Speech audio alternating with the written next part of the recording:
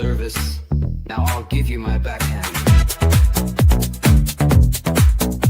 My winner whizzes down the line. Betting weekly tennis live. Are you ready for it? Here we go.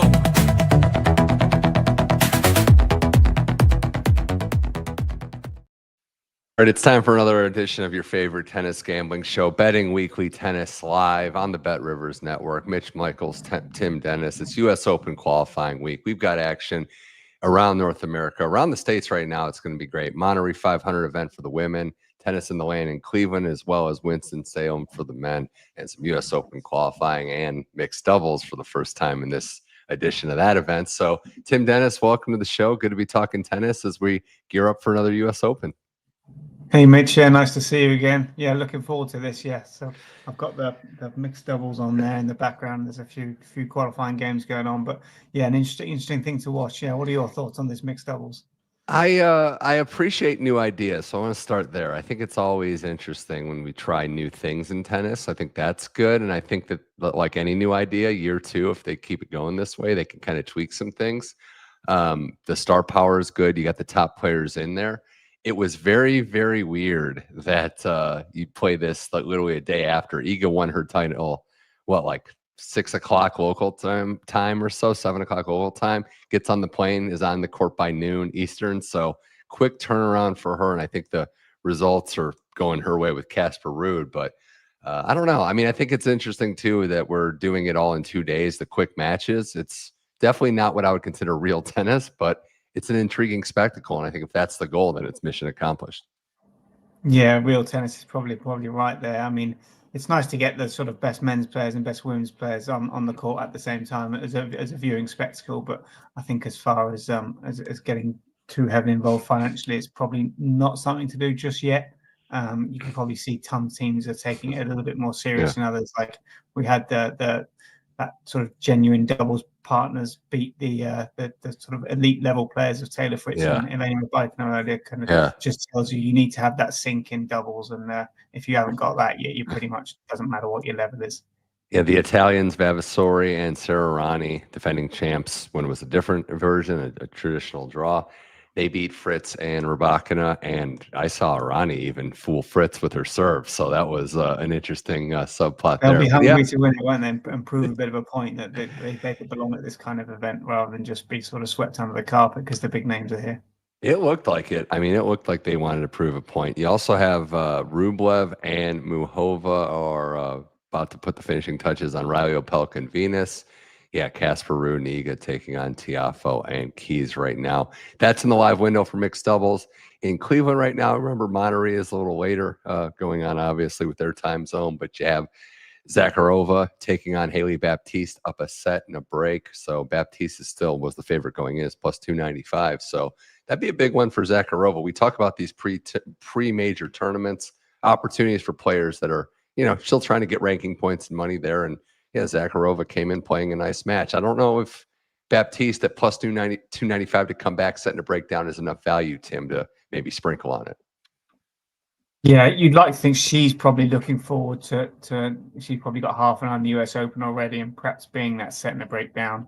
Does she really want to dig in, or does she want to just get on a transport to New York? You'd imagine probably the latter. I think the guys spoke at length in some of the previous shows. It's all about who's motivated, isn't it, this week? Some of the big names, maybe just a couple of matches, and then try and get themselves here. So it's just that's trying to figure out who's more motivated, I think, of each individual. Well, we'll look at some U.S. Open qualifying that started. We're just gearing up there. Again, it's a full 3 rounds, so there's some big names in it, but they have to win a couple matches to get through. We know with withdrawals, I saw Fees withdrew today from the U.S. Open, and that actually, Tim, became the first lucky loser direct entry next. So there will be at least one, if not most likely several more on the men's side, lucky losers. But tough break for Fees. Like, we're fans of him. We know he had some big wins this year, but the back never got right. And if I was advising him, which clearly I'm not, I would maybe say just rest it, shut it down, and start fresh in Australia next year. Yeah, maybe in hindsight, he probably obviously came back, didn't he? He missed Wimbledon and then came back in between Wimbledon. Now, perhaps if he if he hadn't have come back, he might have been fit for the US Open. Who knows? Only him and his team will know that. But I think, like you say, he's still young. He's got his whole career in front of him. Just get yourself right and get yourself right for the start of next season. That should be his main aim. Well, speaking of unfortunate situations, the men's final in Cincinnati was not what anybody wanted, with Sinner retiring down 5-love in that first set against Alcaraz. I would like to think, I know it was not good, and there's a lot of different reasons and debates that are going to be had, but hopefully for the case of the US Open coming up, Tim, it was just a bad day of feeling unwell in the heat and nothing underlying, because it was just an unfortunate situation. We weren't even treated with a match. Sinner was not right from the jump and couldn't even get out of the first set. It was a brutal finish for a match we hyped up so much.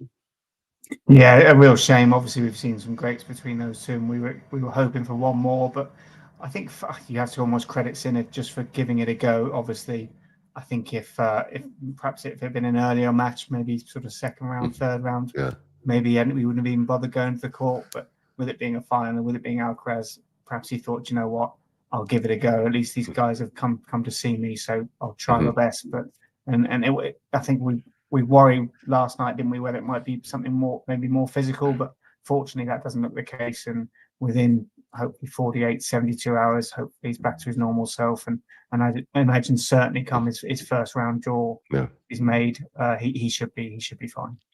Yeah, I hope so there. Alcaraz gets another title on the gear. We were, hoping for a match there. Not every match can be a classic, so food poisoning. Wow. I mean, yeah, I'd heard rumblings of that too. We'll wait till an official statement. Hopefully it wasn't too bad. You'd like to think if it's food poisoning too, he'll be good for the US Open as well. But with it so close, right, if there was any doubt he was going to pull out as he started to feel unwell. The women's final was more competitive. Paolini put up a fight, maybe more than a lot of people would have given her credit for, as that over did cash. But it was Iga again, 6-0 against the Italian, another title in 2025. And suddenly Tim goes into the US Open with the #1 ranking in her sights. So another big title for Iga, who's finding her groove on the hard courts. Yeah, it just shows how quickly he can turn it around. Because I mean, what was it? Only a few months ago, she was completely all at sea, almost looked lost, and we were sort of writing off almost every tournament. And the one tournament she then goes and wins is the one none of us gave her any chance of winning, Wimbledon. And then she's backed it up by winning here. And I think, to me, I'd probably make a favourite for the US Open now. I don't know what you think, but Sabalenka I think she has a few questions to answer now, doesn't she? I think she's the most consistent, but obviously she's losing a couple of finals now, some semi-finals. You think she's going to be there or thereabouts, but Egan is the most solid of the two. Yeah, funny you bring that up, right? The big movements yesterday where Sinner, drops down. He's still the favorite, but he's actually on Bet Rivers, which has the best odds, of course. It's +102. Alcaraz +140. Then you have the drop off with Djokovic and the next contenders further down the line. So that was a big move on the men's side. But the women's side really shaping up quite nicely. You have Sabalenka at +205. You have Iga at +310. So again, that was the big shift. Iga skyrocketing up, followed by Coco at +650 and Dreva at +700, who isn't in exactly the best form. But two things to consider, Tim. One, obviously, is that Iga's a defending champion, that she knows how to win here. The other side of it is, I think Sabalenka is still in that position because this was her first tournament back. It's a pretty solid result if it's just the tune-up before US Open. So I think there's the benefit of the doubt for a defending champ, but also the fact given that she was probably a little rusty, having not played Canada, taking that mental break after how Wimbledon went down. Yeah, and she would have been a player, like we spoke about earlier on in the show already, about she would have had one eye, even in being a defending champion in Cincinnati. She would have been looking to New York already, I think. And she's spent a bit of time with Djokovic, hasn't she, and getting advice off him. I do just wonder whether she is really fully focused now on just 4 events of the year. Obviously, she's won titles all over the world and in plenty of events already this year. But it wouldn't surprise me now, her certainly going forward in her career, whether she is just all about 4 weeks of the year or those 4 2-week periods of the year. Last year, she played the full run-up to the U.S. Open. City Open, she lost in D.C. in the semis or quarter. I think it was the semis. Got beat by Anisimova pretty handily in Canada. Wins Cincinnati, wins the U.S. Open. So a different approach. We always say this too, right? Like, unless you're, obviously like Alcaraz, Sinner, or the big 3 era before, it's kind of hard to just step back onto the court and win right away. So I don't know. I know you want to win every tournament you're in, but was this just the tune-up? And, where are we at right now? But yeah, the number one ranking on the line is going to be a different motivation too, right? Iga has a chance to take her down, and Sabalenka, who had such a consistent year, but doesn't have the major success. So how will she handle in these spots, right? She's almost like an auto lock to get to quarterfinals and semifinals, but has had some heartbreak and some stinging losses this year. Yeah, maybe just that risk of losing the sort of world number one, that might kickstart her into gear, because I mean, it looks sewn up, didn't it? Come sort of French Open time that she would be end of the year career number one. I think if you just said Iga would be number one at the end of the year, not many people would have believed you, but that looks a real possibility now, especially if she goes deep here and depending on what Sabalenka does herself. But I think obviously they're going to be unlike some of these events they've played lately. They should be on different sides of the draw, so it'll be fascinating to see. It's going to be huge. Obviously, draw coming out Thursday, big draw show in Bet Rivers when the draw drops about noon Eastern. So we'll have that covered. But you have Rybakina, Tim, who's played very well recently. I know it hasn't gone well in the later stages of these tournaments, but is playing better. She's about plus 1050. You have some of the Americans, Keys, who just maybe not playing her best, but has won some tough matches, saved a lot of match points this year and won matches. And Anisimova right up there too. So I think this could be a very interesting time for an interesting U.S. Open, because we have the favorites, but we've seen some upsets wreak havoc on these women's events. So it wouldn't shock me if some of these longer shots make a run or maybe even go all the way. Yeah, and certainly you mentioned Rybakina there. She's been extremely consistent in all those semi-finals she's racked up, and I think getting her coach Vukov back, whatever you make of that, it looks to be a good move as far as she goes. I saw there was plenty of him sort of telling her what to do and giving her what seemed to me like really good advice in the box the other day at Cincinnati. And I mean, I don't know what the situation is there personally with them, but he looks a good. She probably looks more comfortable now he's back on courtside. She's at number 10, Anisimova 9, and Paolini got to 8. So that was big for her to get that run to the final. Quickly on the men before we look at some matches today, Tim. We know the favorites. Is there anybody else? And maybe it's the answer is until the draw comes out, you'll see. But is there anybody right now you're looking at maybe for a flyer or with some potential outside of the favorites to make a run? Anyone you're targeting? I mean, I guess with you've got obviously the two main men taking up the majority of the market. You can get some, what might be quite interesting is the quarter betting. Like you say, when the draw comes out, you might be able to find a bit of value there, perhaps where Fritz is maybe one side, then Shelton perhaps. Shelton obviously coming off that victory. Should be, like you say, a home slam for him, should be made for him to do well. So I think the two I'd probably want to be with, and I think they'll probably be separated by different quarters, would be sort of Fritz and Shelton looking now. Fritz has been really consistent over the summer. Perhaps the tennis he played just caught up with him a little bit in his last event, and perhaps freshened up now. I think he could come back. Obviously made the final here last year, losing that to Sinner. But yeah, I think I'd be looking. It'll be interesting when the draw comes out, to see what kind of value we can find in the quarter betting, because with those two guys taking up such the majority of the market, it's difficult to find win betting in these men's matches now, as we saw in Cincinnati yesterday. Certainly is. Yeah, you're going to have to see what quarter. Hopefully a player you like's not in the Sinner Alcaraz quarter, and you can maybe make a run there. So we'll see. As we turn our attention to today's action here on Betting Weekly Tennis Live, Mitch Michaels, Tim Dennis, all part of the Bet Rivers Network. Make sure you download the app. Make sure you subscribe to the social channels, the Instagram account, the YouTube page, and the X account as well. We've got rain in Cleveland, so no play going on at the moment there. We got the U.S. Open, the mixed doubles, and some qualifying, but some big matches coming up in Monterey and in Winston-Salem for the men. And I want to take some time on Winston-Salem. Tim, you've got a couple matches that you wanted to discuss. The first one being an interesting one. We'll throw the graphic up now. It's Jacob Fearnley, the British young man, taking on Hamad Medjedovic. Medjedovic is a more than 2-to-1 favorite there. You see the money line odds, the spread at 2.5 games, and that 22.5 over under with some possible set betting if you so choose. Tim, what's the read on this one? We know Fearnley burst onto the scene last year. Medjedovic has been a little streaky. He's had some good results, but comes into this match as a prohibitive favorite. Yeah, first meeting between these two, and Fearnley's got a little bit to prove at the moment. He actually retired in his last match at challenge level with an abdominal issue, I think it was given as. So he's on a little bit of a comeback here. I've watched a bit of him lately. I saw him lose to Zizou Bergs a couple of matches ago, and whether it's related to that abdominal issue, he's certainly struggling with his second serve. I think he served 29 double faults in his last 5 matches, which is unlike him. So whether that is related to that issue there wouldn't surprise me at all. Like I said, he's lost 5 of his last 6 matches, and the only match he won was against I think the world number 709 at challenger level. And I think he's lost. I think he's only won 1 set in those other matches, and that was when he was during the challenge event. He hasn't won a set bar that.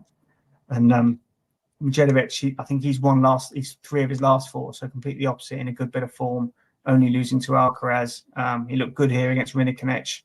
I think he only faced 1 break point in that entire match. And there's a couple of ways you could look at it, whether it be set betting or on the handicaps. But I think the best way I found was to bet rivers are going on the props markets. Fearnley under 11.5 total player games was plus 107. So I mean, I did look at straight sets, but I mean, even if Fearnley did win a set, this bet could still cash with those issues he's having. So under 11.5 player games at plus 107, I thought was probably the way to go with him. Looks to be lacking a bit of confidence, and Medjedovic being completely opposite side of that coin. He looks full of confidence. So, yeah, an interesting match, and I expect a tough night ahead for Fearnley. He certainly does. Medjedovic look like he's full of confidence. We know the ebbs and flows of a tennis season, some big wins, beating some players. No shame in losing to Alcaraz. Tim, the one warrior concern, and it's looked better. But in that Alcaraz match, he mixed in a lot of double faults. So he's got to serve a little cleaner. I think he should. And that's the beauty of the player games bet, right? Like, even a set doesn't officially lose you. You can still find a path of a couple quick set wins and, maybe there. So under 11.5 games, I think it's interesting too. 2 players that, just trying to get on the right side of things. Winston-Salem is not just a gimme tournament in the same regard. Another match that you liked from that same tournament is an interesting one. It's going to be Tallon Griekspoor, a man who Medjedovic had a victory over recently, as a slight favorite over Marton Fucsovics. There you see minus 136 for Griekspoor, plus 110 for Fucsovics. 2 veterans of the tour. Two guys that are really built to go too. And I see the over-under 23.5. They've played a lot of long matches in their respective careers. You see the spreads razor thin at 1.5. So I set the stage. These are 2 seasoned pros, Tim. How do you see this one shaking out, and what action do you like? Yeah, well, I was sort of looking at the head-to-head, and I was quite surprised to see Fucsovics actually leads it head-to-head 3-0, and winning all 7 sets they played to nothing as well. Obviously, one of those matches coming at Grand Slam level. I think that was at Wimbledon. So yeah, he leads that 7 sets to 0. I think one of those games was also in Griekspoor's hometown in Rotterdam. So he would have been fully motivated for that match, you'd imagine, as well. So yeah, he's found this matchup tough for him so far. And I think Fucsovics, he leads, as you would expect, the service points 1 and return points 1 total, so 109 to 91. So quite a bit of advantage over these 3 meetings. He looked good in his first hard court match he's actually played since the 25th of February in Dubai. He's obviously played plenty of the clay court swing and the grass court swing, but that was his first match since Dubai. And I think he won 80% of his points behind his first serve, which is a pretty good effort. Griekspoor, again, a little bit like Fearnley on the other side of the coin. He's only won 1 of his last 5 matches, and he's only played 5 matches since the 30th of June, when losing the first round at Wimbledon, Toronto, and Cincinnati. All of those coming in straight sets. Fucsovics has won 8 of his last 9 matches on outdoor hard. Admittedly, some of those have come at challenger level, winning one of those challenger events along the way when he was actually preparing for Dubai. So a little bit like the match we've already spoke of, you've got 2 guys who are completely separated on confidence levels. And I thought Fucsovics plus 110. Let's find the bet I was looking for in this match. Yeah, Fucsovics. Money line? Yeah, no, I think, Fucsovics money line. Yeah, exactly, spot on. Yeah, plus 110. I thought was probably, I'm surprised to see Griekspoor as short as he was. A, the form he's in, and B, with the head-to-head record of being quite a long way behind. There's a little, and I like Griekspoor, but there is a little like playing to the level of your competition with him. Like, I feel like when he's like, Zverev's a great example, right? Every time he plays Zverev, he brings it and he plays well. You wonder, and no shade on Fucsovics, but how is he going to get up for this? What's the fitness like for him? Is the form he's in? So, Yeah, I think that's good. I just think of Fucsovics as someone that's always just in the fight. It's very hard to just beat him easily. So you kind of like where you're at in that regard, the players that you can target there. One of the matches I wanted to highlight, Tim, just because this could be a kid to watch going forward, is Darwin Blanch taking on Alexandre Muller. Blanch beats Borna Coric yesterday, the 17-year-old who had probably the biggest win of his career, looks to keep it going. He's plus 160 to back to keep it going and beat Muller, who's no slouch himself. There you see the odds on the over-under at 22.5 and other bets you can make on Bet Rivers. It's an interesting thing, though, right, Tim? Like, we have another player, one to watch. You wonder what the follow-up act is. How do you approach this? Maybe this is more of a general approach. When you see a young player with a lot of potential get that first result, how do you look at valuing them going forward? Do you think there's going to be a momentarily step back, or do you ride the wave? It's a question we all have to ask ourselves. I think with these young lads, riding the wave might be the way to go. I think we've obviously spoke about some players having their biggest win of their career, and then might be a bit of a come down on the next time. But I mean, obviously, even though he beat Muller, I think he was only a sort of a plus 150 shot to beat Muller at a similar price to what he is today. So I think, like you say, you've probably seen a little bit more of him than I have. But I think he looks to be a kind of player who perhaps you can ride the wave with him until he gets beat, especially when he's plus money. I mean, we're not being asked to sort of back him at minus 200 here, are we? He's the outsider here too. So I would stick with him. And if he looks a kid going places. You know, one of the things with him, you know, he famously drew a wild card and played Nadal in a match, which had to be some experience for him. He was 16 at the time, or maybe even younger. But he went to Spain to train. He went over to Europe. I believe it was Spain to train. So he's been groomed for like bigger matches. So everybody's trek is different, Tim, but I do think he's been on that pro path. So he might be a little ready earlier. Now, the long-term concerns are where the path is, and everyone's going to get to a different destination. But yeah, I'm with you too, right? This market so far, like still plus 150, plus 160. I think that's great value for someone that might just be riding high. They don't, we talk about the ebbs and flows and waves in tennis. He's on cloud 9, and I think he could be a real chance to make this one competitive. Yeah, and we talk about motivation earlier too, didn't we? And if there's one game who's going to be more up for it, who's going to be the younger player on his home courts. And I think if you're getting plus money on him, considering what we saw him do against Coric in the previous round, who's to say he can't do it again? So Darwin Blanch, one to watch. Someone that's maybe struggling for confidence, Stefanos Tsitsipas. He's got an interesting matchup taken in Winston-Salem. He's taken on Bu, who has been very, very tricky to several top opponents. Tsitsipas minus 220, Bu plus 175. There you see all the other bets you can make on Bet Rivers on the graphic on the board. I don't know, Tim. I wonder, when you see Tsitsipas at a number like this, is it fair to have pause regardless of who he's playing? I think so. I mean, when you look at some of the players he's lost, I think he's only won one match of his last 7.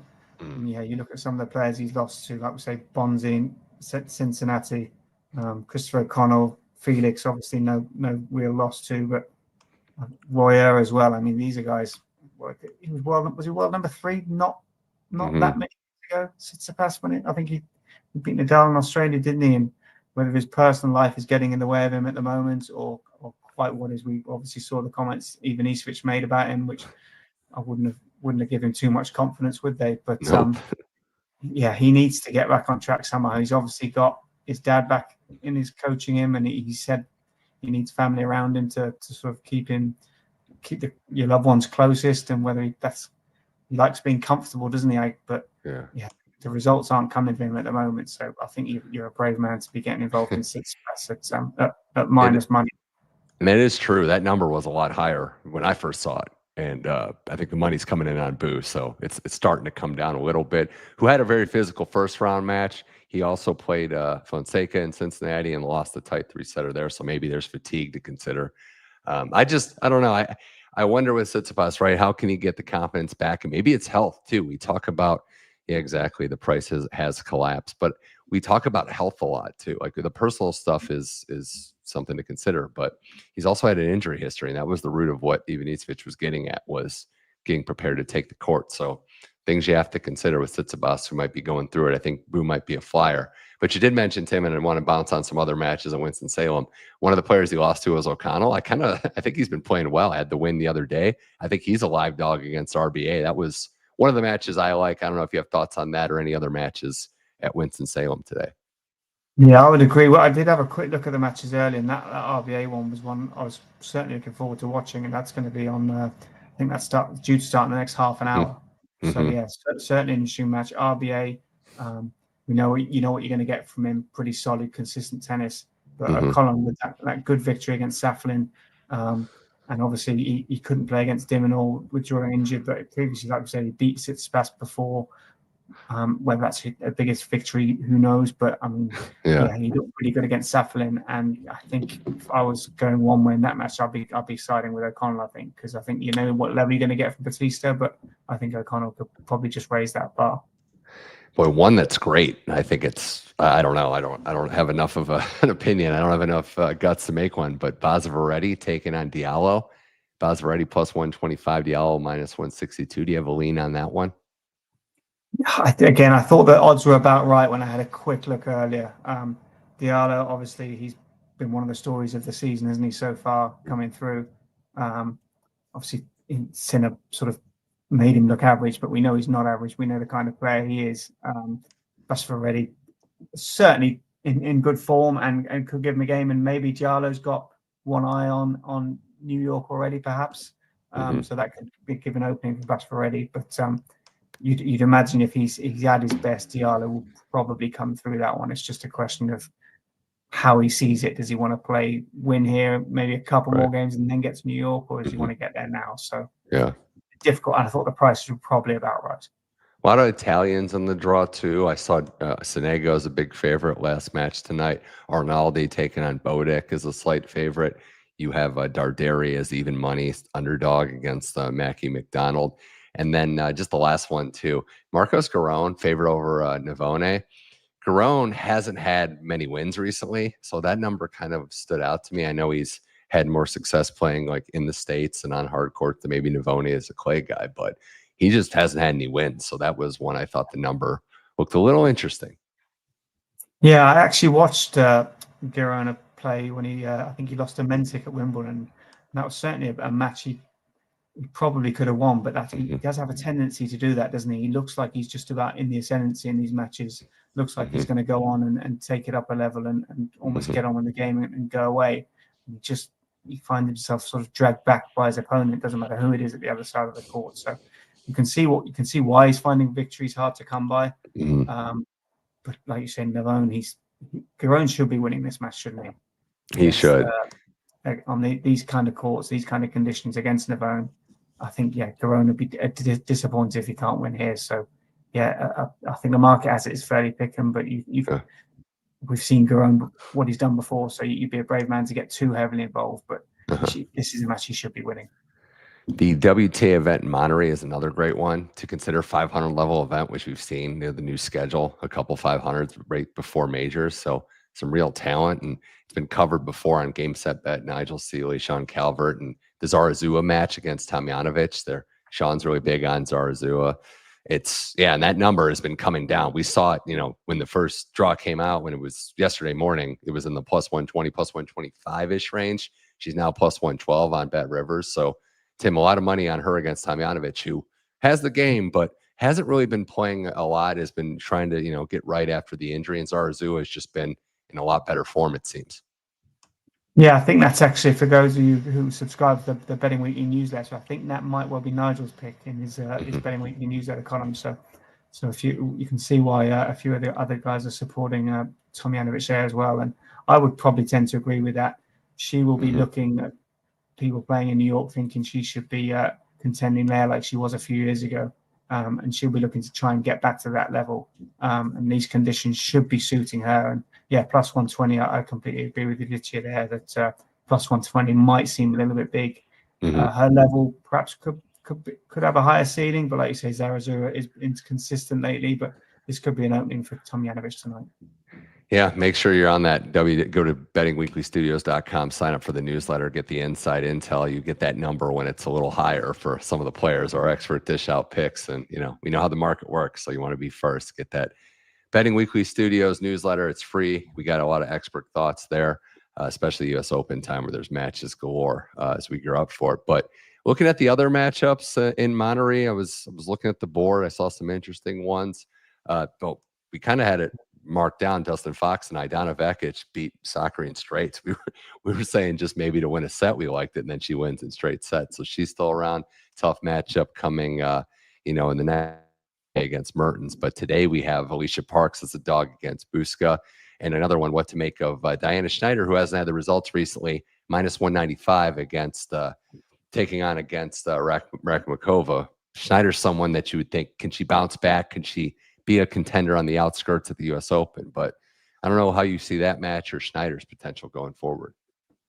Yeah, Schneider, I mean, she's probably been one of the disappointments of this WTA season, isn't she? She had that great swing in Asia, the back end of the year. Looked like she'd really go places this year, and it just hasn't happened to her.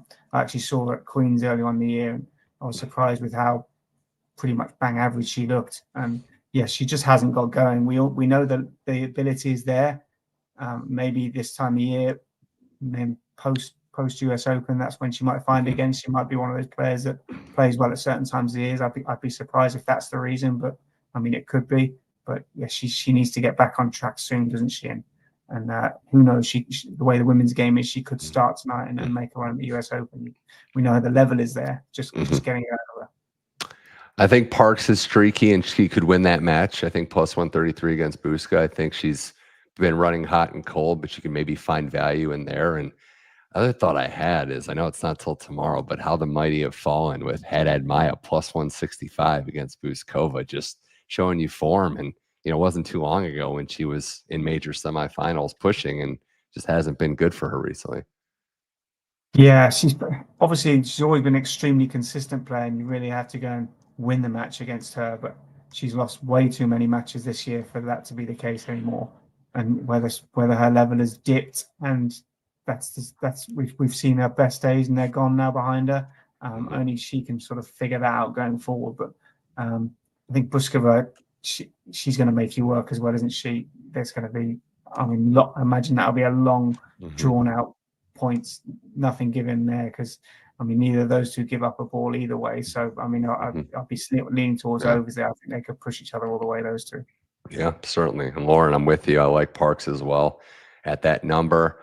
A last thought I had, and Tim, if you have any more, my last thought was Pavlyuchenkova talking about playing up, playing down. I think it's an upset spot for her. I feel like she's someone that plays very well, pulls off upsets, but can also get snake bitten early. And against Rusick, I think that could be an upset spot.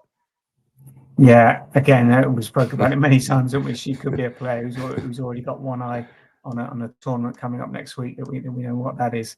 And she played pretty well at Wimbledon. I think she lost to Anisimova there, didn't she? I think it might have been the quarterfinals actually, when she had a chance to take that second set. But like you say, more of a big game player, and Rusick could step up to the mark here and take her out here at a bit of a plus money price, because we know she's probably, like we spoke about motivation. I think Rusick will be the one who's more motivated to get the next round than Pavlyuchenkova. Anything else we like? We didn't really mention Cleveland's on the rain delay, so we'll see when these matches take place. You have, people are on the Ivajovic train, minus 143 against Ann Lee. You've got some heavy favorites in there. Anything in that tournament, Tim, catch your eye? Well, I was actually going to say, would you stick? Obviously, she found a bit of form there. Would you stick with Vekic going forward? Plus 200, sort of 210 chance tonight against Mertens. Obviously, Mertens is perhaps a slight level up from Sakari, but Sakari's been playing some pretty good stuff yesterday.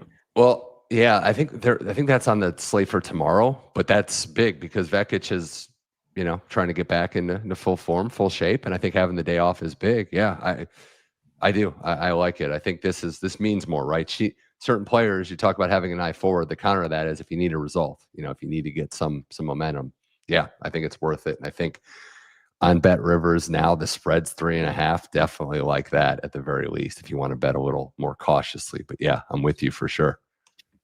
Yeah, so yeah, obviously I'm that game is tomorrow, so you guys might be covering that tomorrow as well. But yeah, that could be a sort of a nice plus money chance to get on with. But yeah, I think that the ones we've covered today, if we were looking at, I think we'll probably put those two in a daily double. We'll do Fucsovics to beat Griekspoor at, I think, plus 110 I saw earlier with Bet Rivers.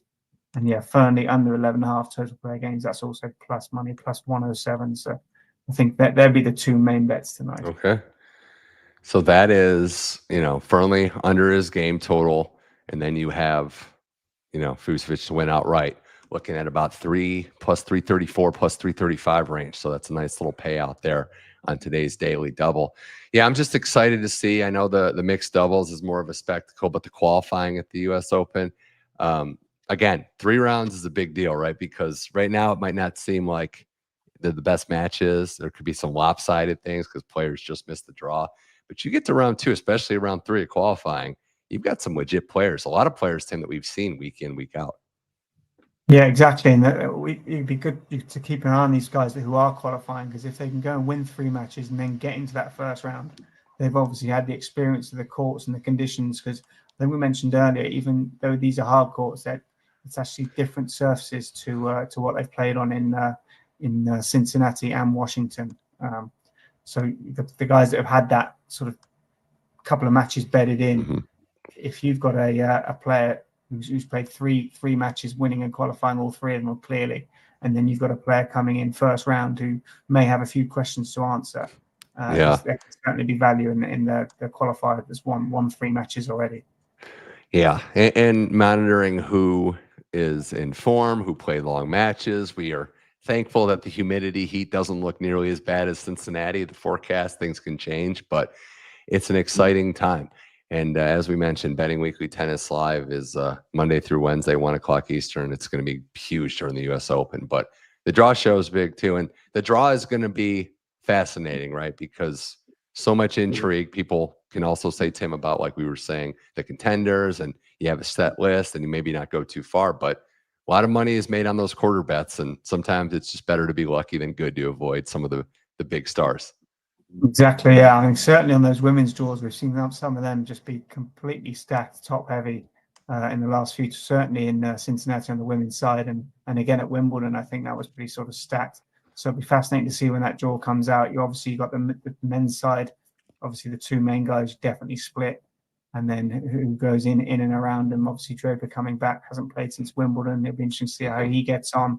And obviously you've got players like we spoke of earlier, Fritz and Shelton, who could be interesting in quarters. So yeah, fascinating draw. And if you guys don't know already, make sure you join. I think yourself, me, and Nigel are, I think, doing that on Thursday afternoon. So that'd be great. Yeah, it's gonna be a little earlier for me, so I'll be up early, ready to go. Yeah. But by far, and I think this is a great comment out the door for Warren Francisco, Mackey over Darderi, solid option there for the American. I love, obviously, the U.S. Open, time zone more friendly for me, but the draw coming out during the day is good. And we'll have to see, right? Because Bet Rivers on the app, we're going to get those odds up. We're going to see quarter bets, player performance bets too. Those are some of the fun ones too, right? You can pick if a player will do better or worse than certain players, and you can find your little special bets as well. A lot of ways to get into the action. We have 1 major left, Tim. The season just flew right by. Yeah, you've already seen these guys that are qualifying for the finals in Saudi and the big money games there. But yeah, it will be. Tennis never stops, though, does it? We'll be flat out, and before you know it, I think it'll be the Australian Open, and we'll be doing it again. Never stops. Well, Tim Dennis, this was a blast. Thanks for providing tremendous insight on Betting Weekly Tennis Live. It's always a pleasure, and we'll make sure we watch that daily double and enjoy the winnings. Well, fingers crossed. Thanks, Mitch. That was Tim Dennis. I'm Mitch Michaels. This was Betting Weekly Tennis Live, all part of the Bet Rivers Network. Download the app, make your bets there, and make sure you subscribe to the Because We Win social channels. 1 more episode this week, 1 o'clock Eastern time on Wednesday, and then the live U.S. Open draw show coming out 12 Eastern time here in the States. When the draw is out, we'll have our live reactions there. So for Tim Dennis, I'm Mitch Michaels. This was Betting Weekly Tennis Live. Thanks, everybody, for watching. We'll talk to you soon. Enjoy the tennis.